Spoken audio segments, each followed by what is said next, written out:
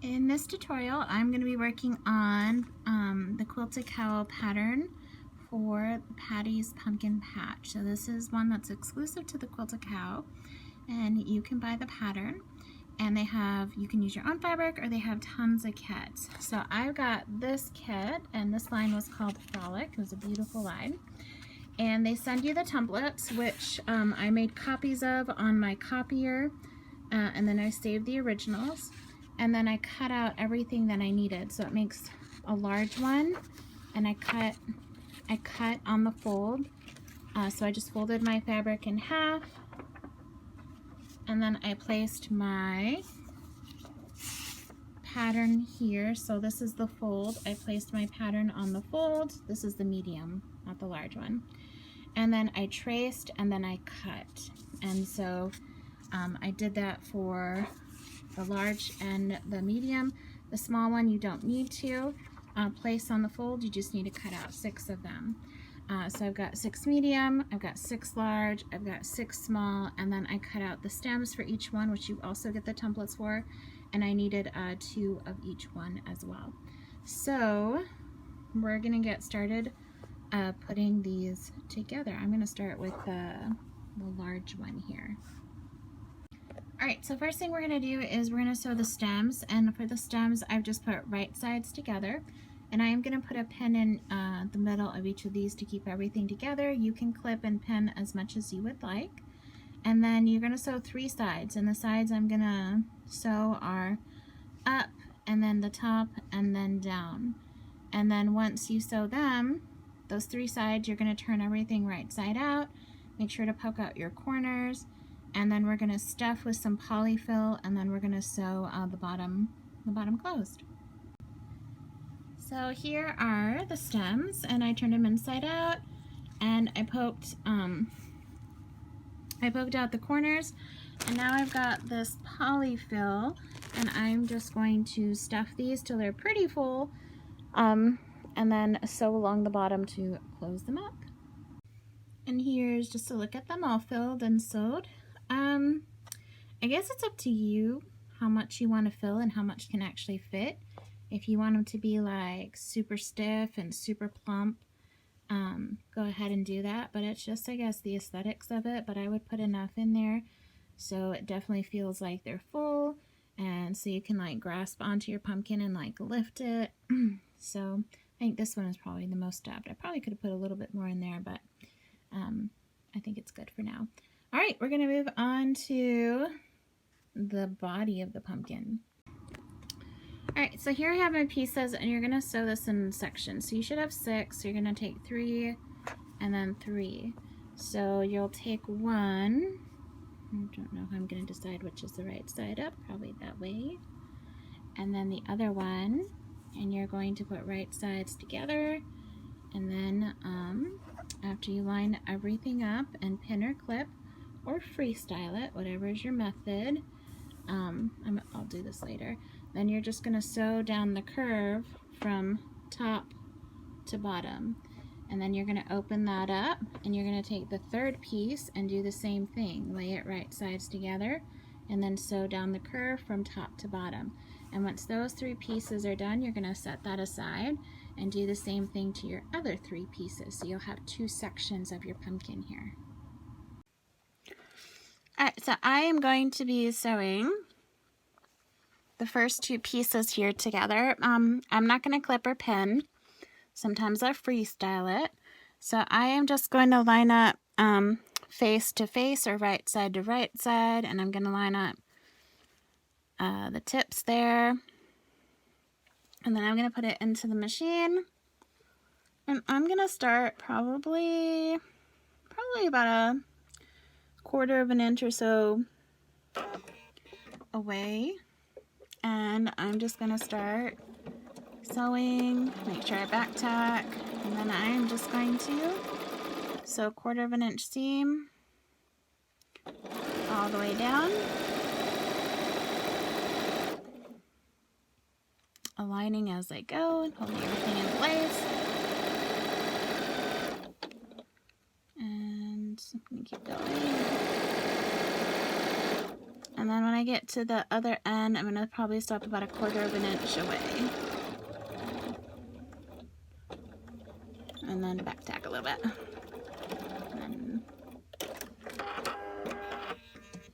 Okay, so that gives me my first 2 that are complete. And now I'm going to sew on my 3rd after I trim that.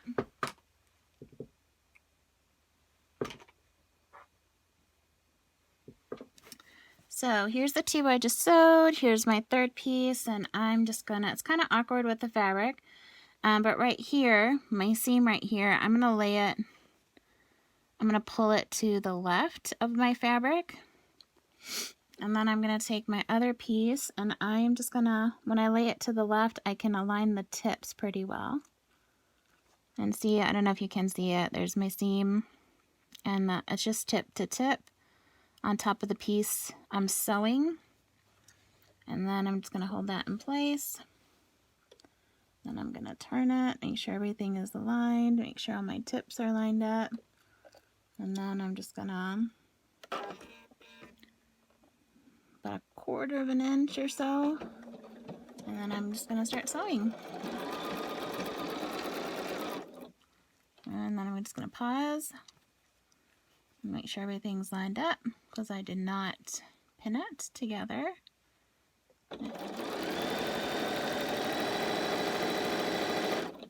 And if pinning works for you, go ahead and pin.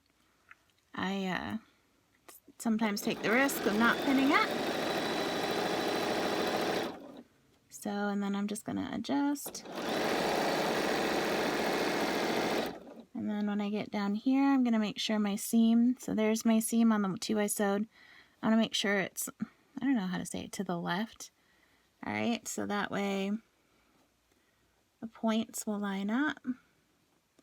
And then I just keep sewing. And stop a little bit at the end, back tack. There we go. And so on these pieces, I have these curves, and I'm just gonna take my scissors and I'm just gonna clip the little notches all the way down. And that's gonna help relax the fabric, and you should do this kind of when you have curves in your fabric, because that helps relax the fabric so it can kind of stretch and not look puckery. And do that one. Let's see. And then I'll do it on the other side.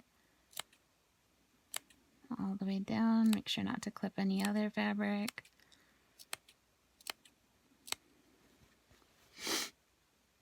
And then I'll go ahead and repeat this process to, ooh, that one was kind of close, on my other ones.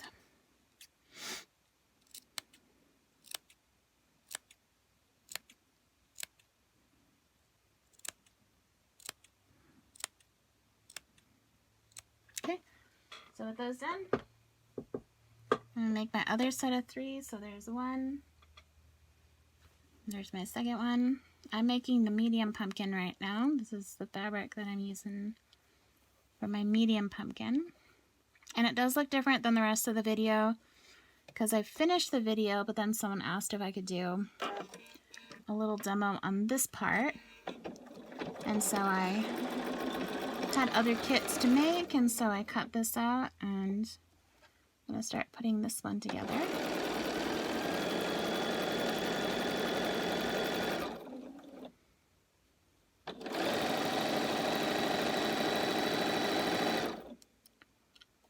And I'll just keep going.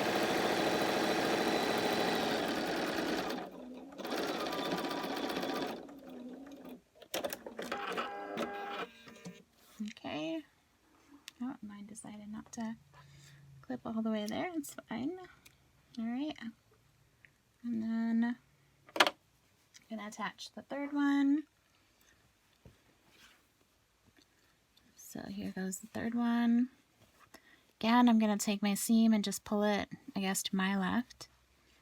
And right sides together. Match up the tips. And then I'm going to put that under. and we're gonna start sewing.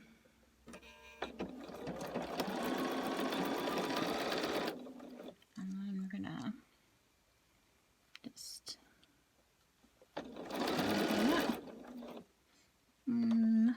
looks like some got caught back there. Oh, it's just a string. I'll loosen that up. I'll keep going.